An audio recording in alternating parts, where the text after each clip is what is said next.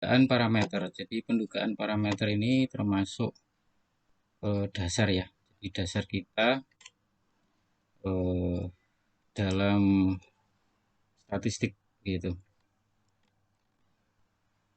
Jadi pendugaan ini adalah proses ya, proses kita mendapatkan nilai statistik ya, nilai statistik dari sampel yang kita ambil ya. Nah, sampel ini diambil dari populasi, di mana populasinya itu tidak diketahui parameternya. Jadi nilai-nilai karakteristik dari populasi itu tidak diketahui, sehingga parameternya tidak ada atau belum tahu begitu ya. Maka dilakukan pendugaan. Nah, ya, pendugaan ini istilahnya di sini adalah pendugaan parameter. Kemudian pendugaan parameter di sini ya, prosesnya pengukurannya namanya estimasi. Jadi kita harus paham ya istilah-istilahnya begitu. Nah, nilai yang kita dapatkan dari pendugaan parameter disebut penduga ya, atau nilai statistik. Kemudian ciri-ciri penduga yang baik atau nilai statistik yang dihasilkan itu dapat disebut baik. Pertama adalah tidak bias ya. Nah, tidak bias di sini artinya apa? Nilai penduga itu mirip atau sama ya, atau mendekati dengan nilai yang diduga. Nilai yang diduga di sini adalah parameter atau karakteristik dari populasi. Ciri yang kedua adalah efisien. Artinya nilai yang penduga yang dihasilkan itu memiliki varians yang kecil. Jadi mendekati, karena dia mendekati maka variasinya ke arah kecil. Kemudian yang ketiga cirinya konsisten. Nah, jadi penduga yang baik atau nilai statistik yang dihasilkan itu konsisten. Nah, konsisten di sini maksudnya adalah relatif tidak labil begitu. Nah, untuk mendapatkan konsisten di sini maka dibutuhkan ukuran sampel atau jumlah sampel ya yang mencukupi, yang mewakili dari populasi begitu. Nah, nanti kita coba juga pelajari mengenai minimal ukuran sampel yang dibutuhkan dalam pengambilan sampel. Ya. Nah, jadi tiga hal ini adalah ciri-ciri penduga yang baik. Jadi minimal ada tidak bias, kemudian efisien, sama konsisten. Kemudian jenis-jenis pendugaan ada dua. Pertama sifatnya adalah nilai tunggal ya. Nilai tunggal di sini berarti hasil yang kita duga nilainya adalah tunggal. Nah, misalnya yang sudah kita pelajari, kita pahami ya, rata-rata X bar, kemudian ada varians, kemudian ada proporsi gitu. Nah, yang belum kita pelajari di sini yang interval. Nah, interval di sini akan menghasilkan suatu daerah batasan begitu. Daerah batasan di sini meliputi bawah begitu, batas bawah sampai dengan batas atas. Karena suatu daerah bawah ada atas begitu, maka di dalam statistik di sini untuk menduganya kita membutuhkan yang namanya tingkat kepercayaan. Jadi digunakanlah tingkat kepercayaan. Kalau dalam bahasa statistiknya namanya confident level ya, confident level, tingkat kepercayaan. Nah, untuk mendapatkan confident level, nah itu nanti dibutuhkan selang kepercayaan, begitu. Jadi confident level. Nah, untuk mendapatkan confident level kita menggunakan selang kepercayaan. Nah, artinya kalau dalam bahasa Inggrisnya confident interval. Kita mendapatkan confident interval. Nah, confident interval di sini rumusnya sederhana. Totalnya adalah 1. Artinya di sini 100% ya. Nah, berarti 1 kurangi alfa. Alfa itu adalah toleransi kesalahan. Artinya di sini probabilitas suatu kesalahan gitu ya. Nah, kemudian dibuat prosentase dikalikan 100% gitu. Nah, 100%. Nah, di sini confidence intervalnya ya biasanya menggunakan alfa. Alfa di sini toleransi kesalahan sebesar 5% biasanya ya. 5%. Atau mungkin bisa 1%. Jadi kesalahannya biasanya sebesar 5% atau 1%. Sehingga confidence intervalnya di sini atau selang kepercayaannya di sini biasanya adalah 95% ya, sampai dengan 99%. Nah, prosesnya menduga. Kalau misalnya pakai 100% berarti di sini parameternya sudah diketahui. Kalau diketahui maka kita tidak perlu melakukan pendugaan. Maka dalam menduga kita menggunakan confidence interval biasanya kita gunakan 95% sampai 99% confidence intervalnya atau selang kepercayaan. Artinya di sini berarti toleransi kesalahan alfanya itu antara 1% sampai 5%. Nah, nanti yang kita pelajari di sini pendugaan terhadap nilai rata-rata ya. Jadi rata-rata di sini kan kemarin adalah karakteristik dari sampel atau statistiknya. Kemudian proporsi dan varians. Nah, ketiganya ini nanti kita pelajari. Kemudian yang menjadi perhatian di dalam pendugaan interval, nah, kita pertama rata-rata dulu ya. Pertama jumlah sampel.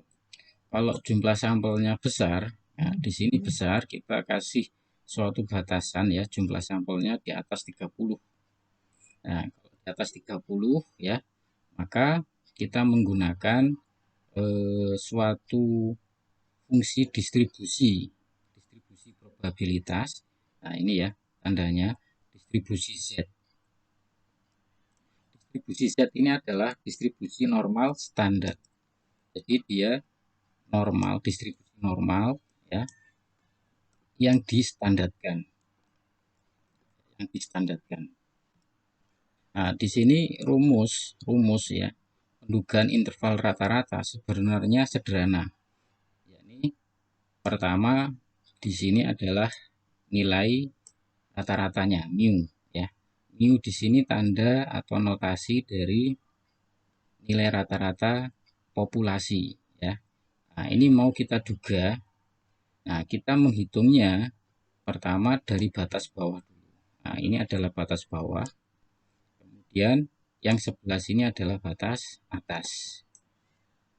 Pertama yang harus kita ketahui pertama adalah nilai rata-rata tunggalnya. Nah, di sini X-nya. Nah, nilai rata-rata tunggal. Ya, sama kan? Nah, bedanya antara di sini sama di sini adalah tanda minus sama plus. Kalau minus berarti kita menghitung batas bawah. Kalau plus menghitung batas atas. Nah, kemudian nilai yang perlu kita ketahui selanjutnya adalah ini adalah nilai standar deviasi ya, standar deviasi ya.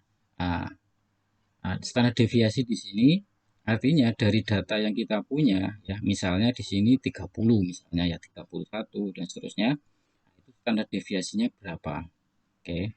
Kemudian N di sini adalah jumlah data sampel yang kita punya. Nah, nanti akan didapatkan nilai ini ya, standar deviasi dibagi akar N. Nah, kemudian nilai Z alfa per 2. Nah, nilai Z alfa per 2, alfa di sini adalah toleransi kesalahan ya. Nanti kita tentukan berdasarkan kita mau menduga dengan selang kepercayaan berapa. Kalau misalnya 95% ya, 95% misalnya, maka alfanya di sini adalah 5%. 5%. Kemudian 5% dibagi 2 ya. Nah, jadi 2,5%. Kenapa dibagi 2? Karena ini istilahnya. Karena ada sisi kiri ya, ada sisi kanan. Sisi kiri di sini adalah sebesar 2,5%. Sisi kanan 2,5%. Jadi kalau kita gabung luasan ini adalah 100% atau 1 ya, di mana toleransi kesalahannya atau alfa itu 5%. 2,5% sebelah kiri, 2,5% sebelah kanan ya. Sehingga selang kepercayaan adalah 95%. 95% berarti posisinya luasannya ada di sini gitu. Nah, ini yang mau kita cari nilainya gitu. Batas bawah itu nilainya berapa, batas atas nilainya berapa. Kemudian ini berapa nilainya? Nah, ya, ini berapa nilainya? Ini juga berapa nilainya? Nah, ini nanti kita dapatkan dari tabel Z. Nah, tabel Z di sini ya, kita bisa hitung lihat dari sini atau nanti kita bisa cari tahu dengan Excel ya, di formula di Excel ini akan kita dapatkan. Oke, nah, kemudian kita lakukan penjumlahan maupun pengurangan, maka akan didapatkan nilai dari rata-rata batas bawah berapa, batas atas berapa. Oke, langsung contoh ya. Misalnya begini, kita punya data ada 36 mahasiswa. Nah, dari 36 ini nilai rata-ratanya 2,6 IP-nya ya. Nah, kemudian kita disuruh menghitung ya dengan selang kepercayaan atau confidence interval 95% dan 99%. Nah, berapa rata-ratanya gitu. Nah, kemudian informasi yang lainnya dari 36 mahasiswa di sini, nilai IP-nya itu memiliki standar deviasi 0,3. Nah, pertama yang diketahui rata-rata tunggalnya, kemudian standar deviasinya, kemudian nilai Z-nya. Nah, nilai Z-nya di sini adalah 5%. Kita menghitung yang ini dulu ya, 95% ya. 95%. Nah, ini kan 1 dikurangi alfa ya, alfa. Alfanya di sini 5%. Nah, karena di sini Z alfa per 2, maka alfanya di sini, luasannya di sini menjadi 0,025. 0,025 itu sama dengan 1,96.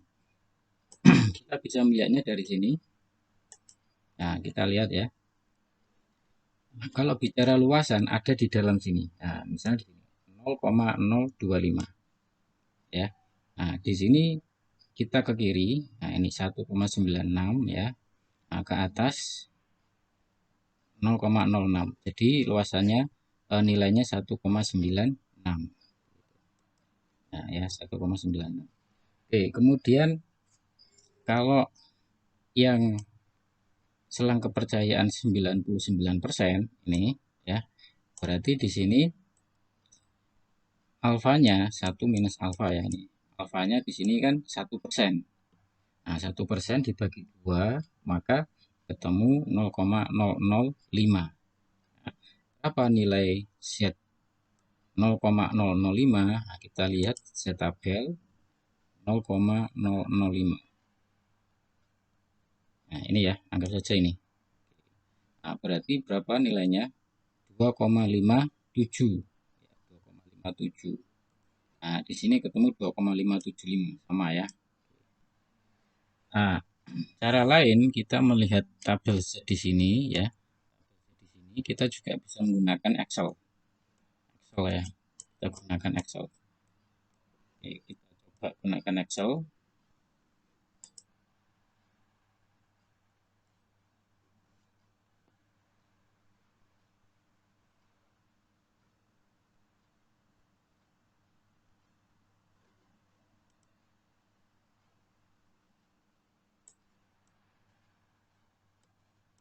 Oke. Nah, ini kita menghitung tabel Z ya. Hitung tabel Z. Tabel Z itu adalah normal standar. Jadi distribusi normal yang standar.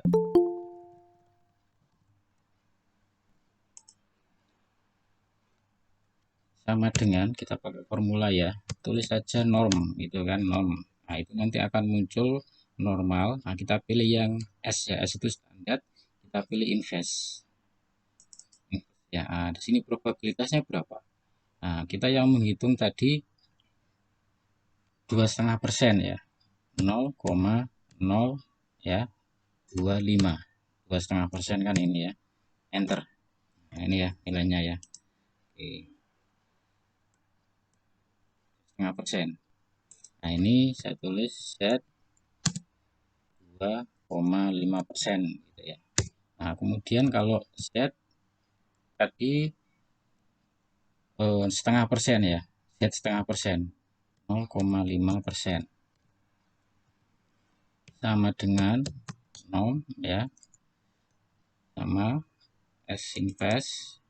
Nah, probabilitasnya 0,005 itu ya, setengah persen ya. Nah, ini ya. Oke. Nah, ini nilainya dengan menggunakan Excel sama ya. Jadi plus minusnya ini bergantung kepada sisi batas bawah sama batas atas. Itu sama, tinggal plus. Kalau batas atas berarti ganti plus, kalau batas bawah berarti minus. Kemudian kita masukkan ya ke dalam. Nah, ini adalah nilai rata-ratanya. Nah, ini adalah nilai Z-nya ini ya, nilai Z-nya. Ini adalah nilai standar deviasinya ya. Ini adalah jumlah datanya N-nya. Begitu. Kita hitung, didapatkan batas bawah 2,5, batas atas IP-nya 2,7. Nah, arti interpretasi dari nilai di sini artinya dengan keyakinan. Nah, kalau misalnya di sini 95% ya, ini kan 95%. Dengan keyakinan 95% bahwa rata-rata IP mahasiswa ya antara 2,5 sampai dengan 2,7 gitu. Nah, di sini kita mendapatkan suatu informasi ya yang lebih bervariatif. Artinya tidak tunggal. Kalau di sini rata-ratanya hanya kita tahu 1 ya, 2,6 ya. Tetapi dengan melakukan pendugaan interval rata-rata, kita mendapatkan suatu nilai interval rata-rata. Nah, kemudian kita juga mendapatkan semacam jaminan dengan kepercayaan berapa gitu. Nah, ini dengan kepercayaan 95%. Nah, ini bisa kita gunakan sebagai suatu informasi yang lebih menarik gitu. Jadi rata-rata interval dengan kepercayaan berapa. Ini juga sama, kalau misalnya dengan 99%, maka hasilnya di sini diartikan bahwa dengan kepercayaan 99%, maka nilai rata-rata IP ya, mahasiswa itu antara 2,47 sampai 2,73. Oke. Perusahaan mau mengestimasi rata-rata waktu produksi suatu kain gitu kan. Nah, suatu kain rata-rata produksinya itu berapa lama ya. Nah, maka diambil sampel misalnya 36 piece kain ya. Nah, di sini dari 36 itu kita catati, kita kan observasi ya. Kita catat. Waktu rata-ratanya diketahui dari 36 itu sebesar 15 menit. Nah, inilah pendugaan rata-rata tunggal, Mas. Gitu ya. Jadi lebih sudah kita kerjakan, sudah kita ketahui seperti biasa. Ini pendugaan rata-rata tunggal. Gitu. Iya. Oke ya, baik. Nah, ini yang tunggal. Kalau misalnya yang interval, berarti eh, kita mau menduga ya dengan tingkat kepercayaan berapa, ya kan? Nah, pada umumnya saya bilang dari awal itu biasa 95%. 95% ya atau 99%. Di SPSS ya nanti akan saya tunjukkan sebentar ya di SPSS itu settingan dari softwarenya 95% gitu. Nah, kita belajar yang manual dulu. Kenapa? Karena harus tahu manualnya supaya dalam menjalankan softwarenya kita tahu gitu ya. Jadi paham interpretasinya. Usulnya tahu ya. Nah, ini misalnya ini ya, kita mau menduga rata-rata waktu produksi ya kain, suatu kain ya. Rata-rata intervalnya berapa? Ketika misalnya menggunakan 95% tingkat kepercayaannya. Sama, ini adalah rata-rata tunggal. Didapatkan dari sampel 15 menit. Jumlahnya 36. Nah, dari 36 sampel piece kain ini juga kita ketahui standar deviasinya atau simpangan bakunya ya.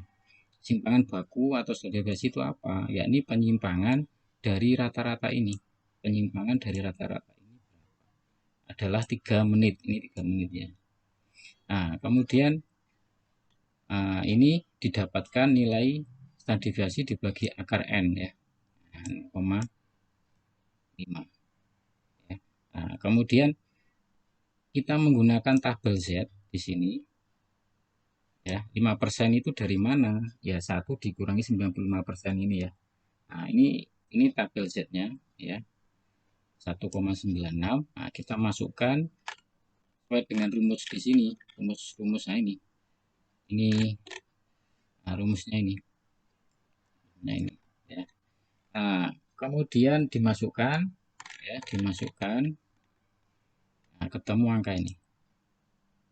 Nah, artinya waktu produksi satu piece kainnya itu antara 14,02 sampai 15,98 menit dengan kepercayaan 95%.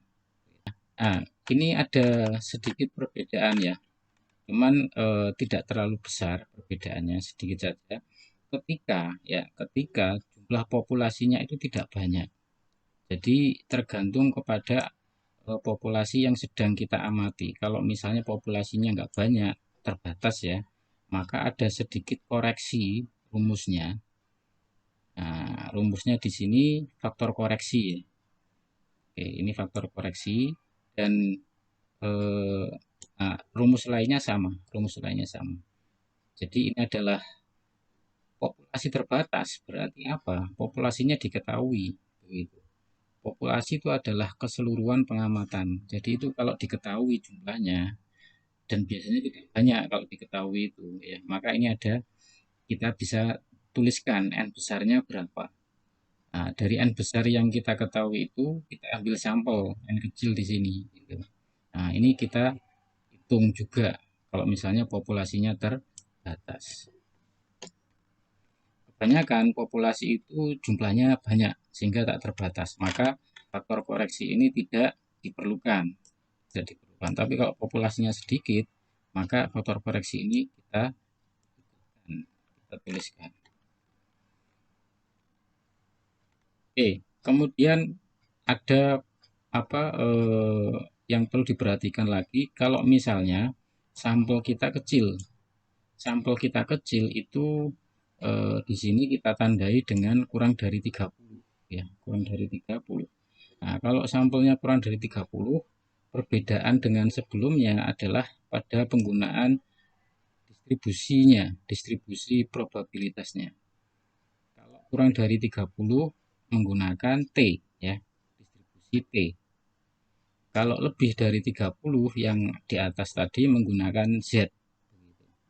Nah, di sini distribusi T nanti kita coba baca ya, ada tabelnya. Nanti juga akan saya sharekan. Kemudian nilai S. Nilai S di sini adalah standar deviasi dari sampel. Jadi notasinya hurufnya berbeda dengan yang di atas, tetapi maksudnya sama, standar deviasi gitu.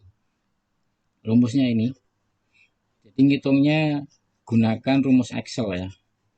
Jadi yang seperti sebelum-sebelumnya pakai rumus Excel di itu sama dengan stdef begitu kan, datanya kita sorot, kita enter. Nah, hasilnya adalah ini, standar deviasi. Nah, contohnya ya, ini dengan jumlah sampel yang sedikit, kurang dari 30. Misalnya ini berat badan ada 5 data ya. Nah, di sini kita diminta untuk menduga rata-rata intervalnya dengan tingkat kepercayaan 99%. Gitu. Nah, ini kalau rumusnya di sini aslinya 95% ya. Kita ganti aja di sini sesuai dengan contohnya, ini 95% dengan standar dengan tingkat kepercayaan 95%. Nah, nilai rata-rata dari 5 orang tadi ini adalah rata-rata tunggal. Jadi dari nilai ini kita rata-rata. Total dibagi 5. Kemudian nilai simpangan bakunya, standar deviasinya juga sama ya. Kita hitung. Nah, didapatkan 3,96 kilo. Nah, kemudian nilai standar deviasi sampel kita bagi dengan akar N ini ya. Nah, ketemu ini. Nah, kemudian ini yang agak beda yang perlu kita nanti cek dengan tabel T. Karena 95% ya, maka alfanya 5 ya. Jadi di sini karena CI-nya confident interval ya 95 ya, 95% ya. 95, maka alfanya adalah 5, maka alfanya adalah 5, alfanya adalah 5. Nah, 5 di sini karena ada dua sisi, batas bawah, batas atas, maka dibagi 2. Jadi 2,5%. Nah, inilah ya. Jadi 2,5%.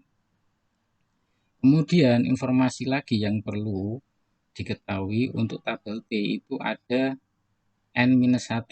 N itu adalah jumlah data ya dikurangi 1 jadi 4. Nah, N-1 di sini semacam derajat bebas. Jadi kita diikuti ya konsepnya, memang dalam suatu tabel distribusi T itu ada di sini ada probabilitas ya, probabilitas kesalahannya berapa, toleransi kesalahannya berapa, kemudian ada lagi jumlah data dikurangi 1 atau istilahnya derajat bebas. Nah, untuk melihatnya tabel T-nya seperti ini. Nah, kita lihat di sini alfanya. Alfanya 5% atau 2,5%. Nah, kemudian kita cek di F. DF ini derajat bebas ya. DF itu bahasa Inggris ya. Degree of freedom, derajat bebas. Tadi 5 N-1. Nah, berarti 4 sini ya. Nah, 4 tarik ke sini. Nah, di sini ya posisinya. Nah, maka tabel T-nya ini 2,78. 2,78. Ya, ini ya 2,78. Cara bacanya begitu. Atau kalau mau melihat Excel ya, Excel ya, misalnya di sini Excelnya. LT ya. Ya, misalnya tadi T-nya 2,5 ya, 2,5. Nah, ini sama dengan T. Nah, ya. T kita gunakan yang inverse ya. Inverse 2T. 2T itu 2 til, berarti ada sisi kiri, sisi kanan gitu. Ya. Nah, terus probabilitasnya kita tuliskan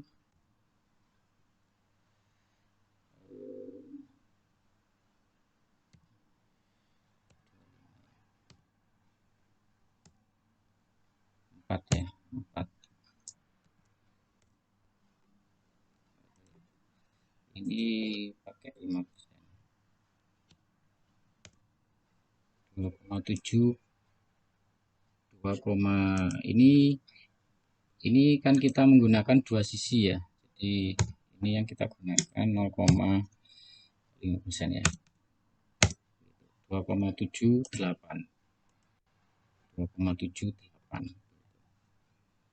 Oke, ini kita menghitungnya dengan apa? Menggunakan sudah ada tabelnya atau kita menggunakan Excel gitu ya. Menggunakan Excel seperti tadi. Kemudian sama, kita masukkan angka-angkanya ya. Masukkan angka-angkanya. Nah, sehingga didapatkan nilainya batas bawahnya 59,88 sampai 69,7. Nah, cara bacanya, interpretasinya bahwa dengan kepercayaan 95% ya,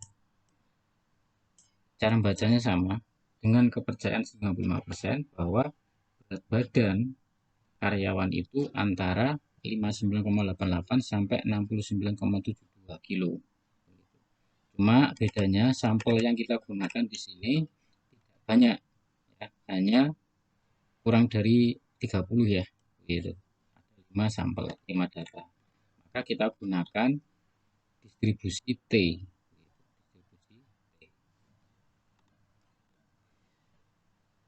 Oke, jadi dua hal itu yang penting ya, yang poin penting yang dipelajari untuk hari ini. Kemudian lagi yang penting pertama adalah proporsi. Jadi masuk kepada menduga proporsi. Jadi, kalau tadi adalah rata-rata atau min, nah yang ini adalah proporsi. Untuk proporsi menduga intervalnya pertama tetap ya, kita lihat jumlah sampelnya. Jumlah sampelnya kalau lebih dari 30 ya, kita gunakan Z. Sama ya, berarti dengan rata-rata. Maka kalau kurang dari 30 yang kecil ya, juga sama, kita gunakan distribusi T. Distribusi T. Nah, hanya perbedaannya kalau proporsi rumusnya kita menggunakan P di sini, proporsi ya. Nah, ini proporsi dari populasi ya. Kalau tanda kecil di sini ini proporsi dari sampel yang kita ambil, proporsi. Nah, yang ini adalah rumus dari standar deviasi dibagi dengan jumlah sampel ya, sama. Jadi P kali 1 minus P. P ini adalah proporsi dari yang kita amati dikurangi 1 minus P ya, akarkan. Jadi ini sama sebenarnya dengan standar deviasi yang dibagi dengan akar N pada rata-rata ya, pada rata-rata. Ini sebenarnya sama dengan itu konsepnya. Gitu. Tapi untuk proporsi kita menggunakan rumus ini. Oke, nah ini sama. Kalau misalnya populasinya sedikit, kita ketahui ya terbatas begitu, maka ada faktor koreksi. Begitu. Faktor koreksi di sini kita sertakan. Ya, itu kalau populasinya terbatas kita ketahui. Tapi kenyataannya populasi itu banyak dan besar. Maka biasanya kita gunakan ya rumus yang ini. Nah, contoh ya, misalnya ada peti kemas ya. Nah, di situ kita ngambil sampel peti kemas isinya buah, kita ngambil sampel 60 ya. Nah, dari 60 itu kita cek 9 rusak ya. Nah, maka kita coba menduga proporsi persentase barang yang rusak ya dengan tingkat keyakinan interval confidence intervalnya 99%. Berapa? Nah, ini yang harus kita ketahui dulu pertama adalah proporsinya ya. Nah, kita ketahui proporsi itu adalah X per N ya, X-nya adalah yang kita amati di sini buah yang rusak 9 kita bagi dengan 60 keseluruhan pengamatan. Nah, proporsi buah yang rusak sebesar 15%. Kemudian kita confident intervalnya 1 minus alfa ya. 99%. Maka alfanya di sini 1%, begitu kan? 1%. Nah, 1% di sini dibagi 2 sama dengan setengah persen ya. Nah, setengah persen di sini sama dengan 2,575 ya. Ini kita lihat tabel ini juga sama ya, setengah persen tadi ya. Nah, setengah persen tadi di sini ya. Nah, ini ya, setengah persen nih 0,005 2,57. Kalau kita cek di Excel tadi ini ya, nah setengah persen ini sama ya. Jadi oke, kemudian kita masukkan angkanya ya. Proporsinya di sini 15% dikurangi setnya 2,57 dimasukkan semua sehingga ketemu nilainya, batas bawahnya 3,1%, batas atasnya 26,9%. Nah, artinya kita bisa membaca bahwa dengan keyakinan 99% bahwa buah yang rusak nah, itu memiliki probabilitas atau proporsi antara 3,1% sampai 26,9%. Ini adalah contoh untuk proporsi. Jadi pendudukan interval untuk proporsi. Sampel kecil, sampel kecil ini sama ya. Tinggal mengganti dengan distribusi T ya. Tinggal mengganti dengan distribusi T. Ya. Nah, misalnya sampel yang kecil ada 25 sampel ya. Nah, 8 diantaranya rusak. Nah, lakukan pendugaan dengan interval keyakinan atau confident intervalnya 95% ya. Berapa proporsi apel yang rusak? Ya, ini sama ya. Jadi hitungannya sama. Tinggal mengganti T alfa per 2. T alfa per 2 di sini berapa? Kita cek. Pertama 25. Tanya begini. Ya, jadi kita lihat distribusi T-nya. T-nya ya 5% ya. 5%. Nah, N-1. Nah, ini berarti T5%. T5%, N-nya ini kan 25, berarti 24.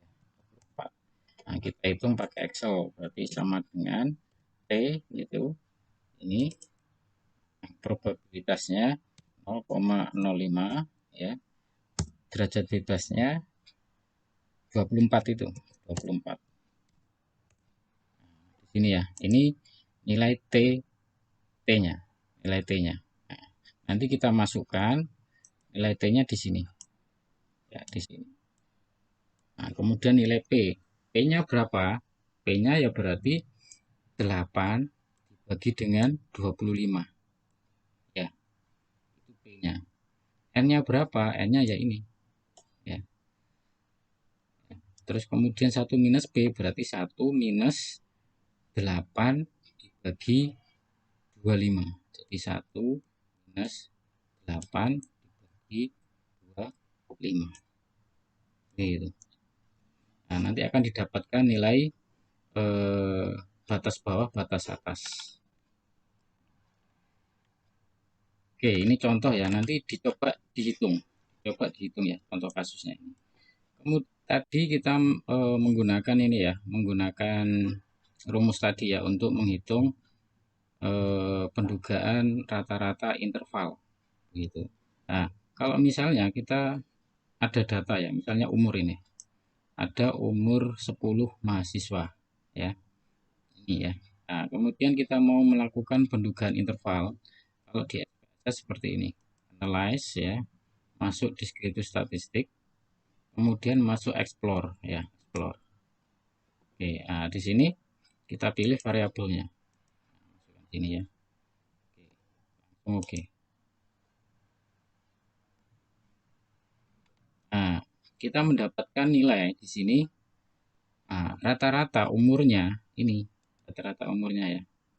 coba es kopi ya, ya misalnya. Nah, rata-rata umurnya dari 10 mahasiswa itu ini 19,2 tahun ya. 19,2 tahun. Nah, kalau kita mau melihat rata-rata intervalnya, ya ini antara ini. Lower bound batas bawahnya 18,54 sampai 19,86 tahun. Nah, ini adalah nilai dari lower bound batas bawah sampai dengan upper bound batas atas. Nah, standar error di sini adalah nilai standar deviasi di sini ya. Standar deviasi ya. Ini dibagi jumlah datanya. Dibagi jumlah datanya. Akar ya. Jadi sorry. Dibagi dengan akar dari jumlah data ya. Jadi di sini ya standar deviasinya kan ini dibagi dengan akar jumlah datanya gitu ini. Nah terus untuk mendapatkannya ini ya tentunya ini dikali dengan nilai T tabel ya, misalnya kalau jumlah datanya kurang dari 30 ya, tabelnya di sini kita menggunakan 95% gitu. Oke, ini contoh sederhana ya dari PSS. Ada contoh kasus. Nah, ini ya, gunakan ini soalnya. Gunakan contoh kasus yang pertama ini. Misalnya ini perusahaan baut ya. Jadi ini tugas ya, supaya paham karena ini adalah statistik dasar. Gunakan hitungan manual dulu ya, seperti yang saya contohkan di atas. Misalnya ini perusahaan memproduksi baut ya dengan mesin otomatis. Nah, meskipun dengan mesin otomatis ini ukuran diameter dari baut itu tidak benar-benar sama. Nah, di sini dari sampelnya ada standar deviasi atau penyimpangan begitu ya, sekitar 0,02 mm ya. Nah, dari sampelnya itu. Kemudian diambil sampel acak ya, diambil sampel acak 4. Jadi 4 buah baut saja ya. Nah, di sini diketahui ya. Lanjut ya. Nah, ini di bawahnya tadi itu ada contoh kasus ya. Nah, contoh kasus ini misalnya di sini perusahaan baut. Nah, perusahaan baut ada menggunakan mesin untuk membuat baut ya. Nah, di sini ada penyimpangan, tetap ada penyimpangan. Meskipun pakai mesin otomatis dengan penyimpangan standar deviasi sebesar 0,02 mm. Ini diameter ya, diameter baut itu. Nah, kemudian diambil sampel acak. Sampel acaknya nggak banyak ya, 4 saja. Nah, artinya kalau nggak banyak, gunakan distribusi T. Gunakan distribusi T. Nah, dari 4 buah sampel ini, nah, dihitung ternyata diameternya rata-ratanya, berarti di sini rata-rata tunggal ya, 24,98 mm. Ini rata-rata tunggal. Nah, pertanyaannya hitung ya, duga ya, duga rata-rata diameter baut dengan tingkat kepercayaan 95%. Artinya kalau 95% di sini alfanya kan 2 ya, 2%. Nah, kalau 2% di sini kan berarti dibagi 2 ya.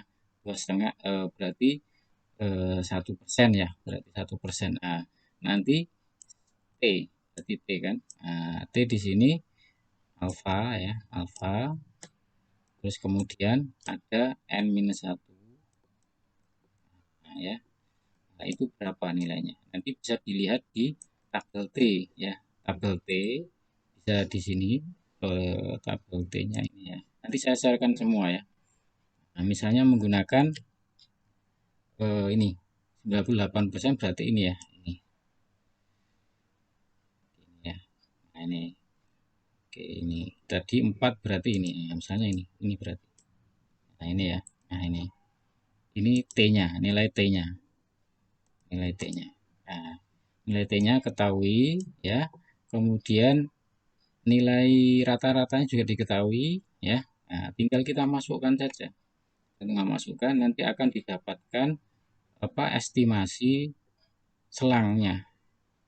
Estimasi selang eh, rata-rata diameter bautnya berapa dengan kepercayaan 98%.